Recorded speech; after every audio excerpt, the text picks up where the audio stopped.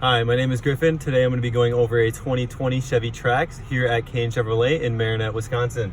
To start, we're going to go over the light features. This knob right here will allow you to turn this to auto lights, running lights, and your lights always on. Normally it just stays on auto. This button right here, it's going to normally be pushed in, but once you push it out, you can control the brightness of your dash. Moving on to the steering wheel, we have some buttons right here. The top button with the phone symbol and the talking, that's going to be your hands-free command, and as well as how you answer a phone call when your phone is paired. The bottom button is going to be how to mute your radio or hang up a call. This button right here is going to allow you to navigate throughout radio stations, going up and going down.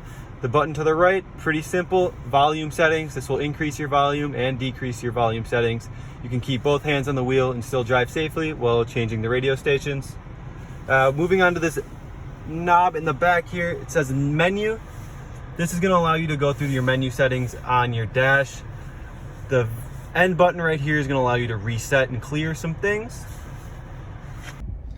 Now moving on to the center panel, we have two ports located down here. These are two USB ports.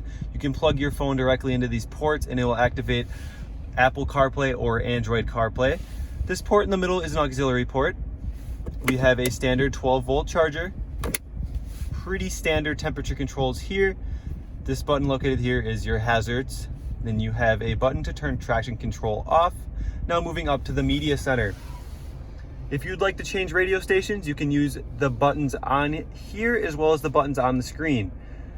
To navigate from FM to AM, you simply hit the button you see on the screen. There's some additional sound settings located in here. To browse through radio stations, hit the browse button. You can scroll through everything. If you'd like to tune into a channel, you can type in the radio station directly into this. If you'd like to set a favorite radio station, go to the top, press and hold. Once you hear the beep, you know that station is now saved.